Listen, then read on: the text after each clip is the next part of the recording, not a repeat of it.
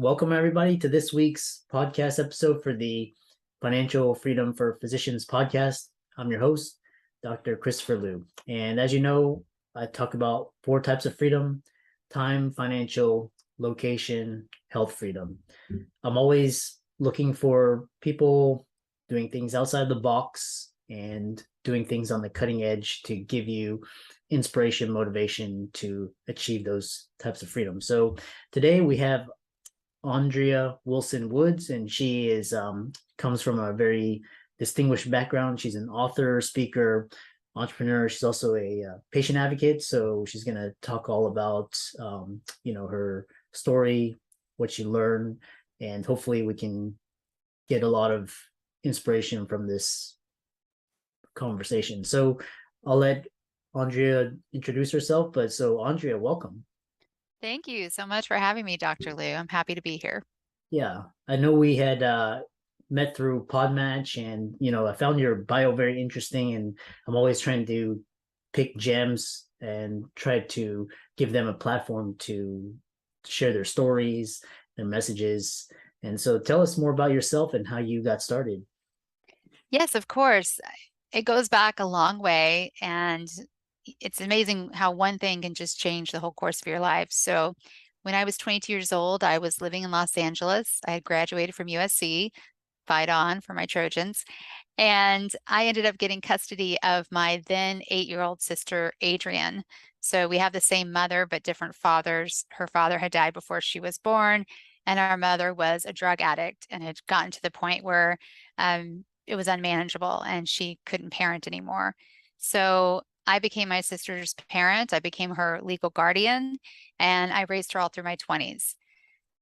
1 month after her 15th birthday, she was very unexpectedly diagnosed with stage 4 liver cancer. And it was really the day before she's fine, the next day, this is the news that we get from an ER doctor. And that was 20 years ago, actually 21 years ago. And her cancer journey lasted 147 days. It was really short. It was really brutal. There was really nothing that could be done. And raising her, getting custody of her changed the whole course of my life, but then losing her to cancer changed my life again. And for your listeners, for context, the year after my sister died, I turned 30 years old. And I just did not know what to do with myself anymore. I was suicidal. I was looking for a way to channel my grief. I didn't want people to go through what my sister and I had gone through, where there just wasn't very much support or very much even known about the type of cancer she had, even though it's quite common. And so I started a national nonprofit called Blue Faery, the Adrienne Wilson Liver Cancer Association. And Blue Faery's mission is to prevent, treat, and cure primary liver cancer, specifically hepatocellular carcinoma, through research, education, advocacy. And then fast forward many years, I am also the co-founder and CEO of Cancer University. That's an online platform for all kinds of cancer for patients and caregivers to really educate, empower, and engage them to become advocates in their healthcare. It's so essential that you as the patient drive the train. No offense, not the doctor. you know, the doctor's on your team, or doctors are on your team, but you're the one in charge of your body and your health, and you really have to learn those skills. And I find most people are not natural advocates, but they can be if they get the right teaching. Interesting. It's a very powerful journey and a powerful story, and Thank you. you know, you brought up a lot of interesting ideas, but one thing that you mentioned was patient advocacy. Uh, I'm a physician. The healthcare system is a mess. And what I'm interested in is what sort of skills can you learn as to be a patient advocate? Yeah, so being a patient advocate means, in terms of the way I look at it, is understanding that you as an individual have to take charge of your health. No one's going to do it for you. And that includes really practical, tactical things like how to stay organized, to more, to vaguer things like what are your values? You know, I don't know. I've never had a doctor ask me what my core values are, but your core values and what's important to you, which does change as you get older, can really determine what types of treatment you're willing to try or endure. And, and 23-year-old is going to be looking at the life she has ahead of her very differently than maybe an 83-year-old. And so it's a combination of things, but the most important part is the understanding that you have to take charge, that no one's going to do it for you. Hmm.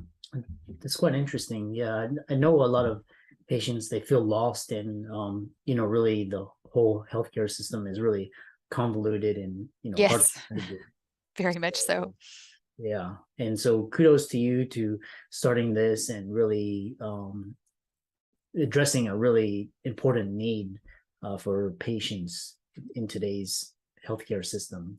So I know you had talked about one is I know you've published a book, your medical memoir, Better Off Bald, and which I encourage the audience to go and check it out on Amazon.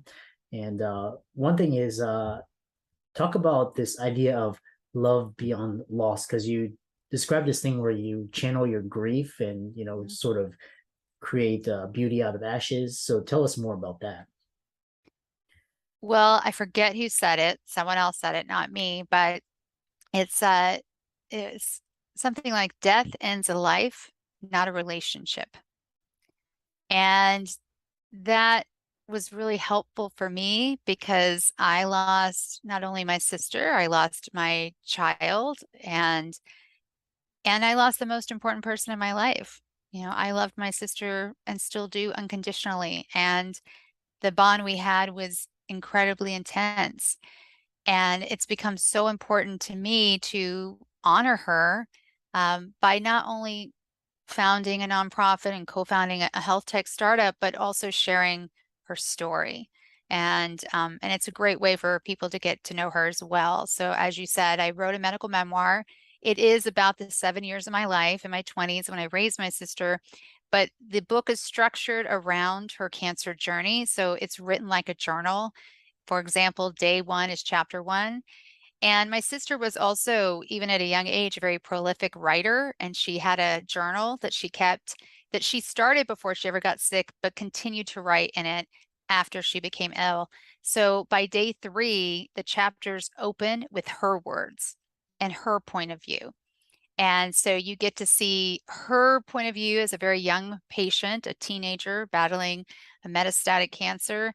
And you also see my point of view as the caregiver and the parent, which really diverged at times, incredibly so. I think I answered your question. I'm not 100% sure, but I think I did, but it's important for us to share our stories. At the end, we all become a story. Yeah. Yeah, at the end of the day, we're all headed to the same destination. And really, it's interesting that you talk about changing the world by channeling your grief and living courageously through adversity. Um, One question is, what should one do when they're overwhelmed by grief? Do you have any suggestions for those people, either initially or just during or after? Well, I think this is common advice, but don't make any drastic decisions. That's not always the best time to make drastic decisions.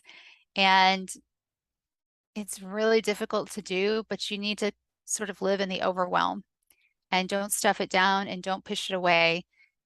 That whole first year after my sister died, I really tried hard, overly so, to please people and to assure them I was going to be okay.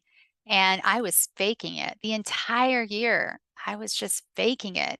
And it got to this point where I sort of had a breakdown where I just couldn't fake it anymore and I couldn't pretend to be okay, especially as I watched my friends move on with their lives. I sort of lost track of how many people got married and had babies in that first year or two after my sister died, but it was a lot of people. And that was really difficult for me because that part of my life, parenthood, was over. And I like to say I lived my life in reverse. I was a parent in my 20s, I got married in my 30s, and I'm an entrepreneur and an author in my 40s.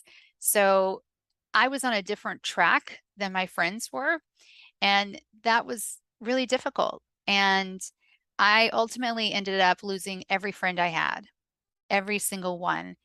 And that's what my next book is about, the time in my 30s when I was grieving, when I started my nonprofit, and also just losing all of these friendships. Hmm.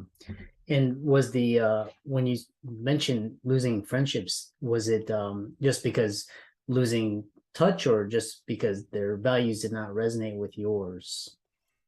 There was only one friendship that I purposely ended, only one. Um, and it just got to the point where I didn't feel like it was good for me anymore. And I was very upfront and I had a conversation with my friend, and I still to this day very much love her, but it just the friendship had was not good anymore. As for my other friends, in most instances, I don't know what happened. And that was the worst part because they just stopped talking to me. They just disappeared. Um, yeah, it's as I'm going through my notes and emails and as part of my process for writing my next book, it really is upsetting because I don't know what happened, except that losing my sister forever changed me. I think my core personality is still the same, but it forever changed me. It changed how I looked at things. Um, and I don't think that was easy for people. So after that first year when I was done faking it and I came out of it and I was like, I'm I'm not I'm not okay, I'm not okay. And I think for some of my friends that was too much for them, that Mm, they liked it better when I was okay because I was the friend who organized everything. I was the friend who brought all these people who it would never be friends if it weren't for me, right? I brought all these people together. I was sort of the leader of my group, and I couldn't do that anymore for people. I couldn't. And there's a lot written out there about losing a spouse or having a breakup or if your child dies, but there's not a whole lot out there about losing friends. And it it was devastating. Not as devastating as losing my sister, but it was devastating. mm. It's that's very well said. And I think you grew and you learned from this experience. And now you talk about so one thing, we're coming closer to the end of the conversation is your nonprofit, um named in memory of your sister. What services does Blue Faery provide for liver cancer patients and caregivers? So I think I said Blue Fairy's mission is prevent, treat, and cure primary liver cancer through research, education, advocacy. So we have an annual research award that we give out to healthcare providers or scientists, researchers who are very narrowly focused on what's the acronym is called HCC, hepatocellular carcinoma. For patients and families, we have patient resource guides that are free. We ship anywhere worldwide as long as we have a valid address. Those are updated every other year or so. They are in multiple languages and available as a PDF download on our website. We also have a private community for patients and caregivers that is truly private, HIPAA compliant, not on Facebook, and they really interact with each other and get support there. And then a lot of other programs and activities. We have a Love Your Liver, which is it's not just annual, it's many times a year program where we focus on the prevention piece of our mission. And we want to raise awareness on not only liver cancer, but liver disease, because in most cases, liver cancer is preceded by some type of liver disease. Hmm. Yeah. And yeah, there's so like I love your mission. And you know finally concluding, what do you hope to achieve with your new endeavor, Cancer University? What product services do you provide that will help the cancer community? Our goal is to help people at that moment of diagnosis, because that's when we can make the biggest difference, and to change every person's cancer journey. We're not saying we can cure it, but we feel like we can change it. And if you are active, engaged, and educated as a patient and a family member from the beginning, you are likely to make different decisions than you would otherwise. It's really interesting, and I'm sure you know this, but there are many studies that show that doctors often give advice to patients that they wouldn't take themselves, especially if you're treating an end-stage cancer. And there's nothing wrong with trying every single treatment and going all the way to the end. And in fact, I'm a huge proponent and advocate of clinical trials. But there are some situations where that might not be in the best interest of the patient based on what's important to them. So my step-grandfather, for example, he had head and neck cancer, misdiagnosed.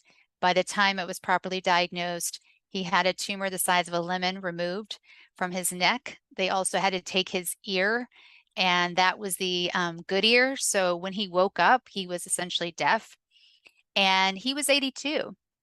And he decided not to do chemotherapy or radiation. And that was not an easy decision because he had two women, my step-grandmother and stepmother, who were not happy about it. But he just felt like that wasn't what was best for him. And he had lived 82 years, and he was happy about that. And it turned out to be the right decision, if there is a right or wrong, because the cancer came right back. The chemo and radiation wouldn't have done anything for him. But allowing him to have and make that decision on his own and come to peace with it, he entered hospice. He got to say goodbye to his child. He got to say goodbye to his grandchildren. He got to say goodbye to his great-grandchildren. There was a lot of time that was allowed. It was only a couple of months, but he got to say his goodbyes and whatever else he needed to do. And he died peacefully in his bed at home, with my step-grandmother and stepmother, with his wife and his daughter right there by his side. I can't think of a better way to die if you have a really serious disease. I don't think anyone wants to die in the hospital. I've certainly never met anyone who wants to die in the hospital. And so I feel like it's really important to help people at that moment of diagnosis. It's been a really very profound conversation, and really touch upon what is the meaning of life, and how can we best make use of our time here, and how can we best use adversity to make an impact for society and for others and our family. So I know this message will resonate and touch a lot of people in the audience. How can I know you have your book on Amazon, you have tell us your website and how to follow you and contact you. Sure. So it's really easy. My personal website is AndreaWilsonWoods.com. You can go to my book's website, which is betteroffbald.com, and see all the sellers if you don't like to shop at Amazon. For my nonprofit, it's Blue Faery, BLUEFAERY.org. And then for Cancer University, it's cancer.university. Excellent.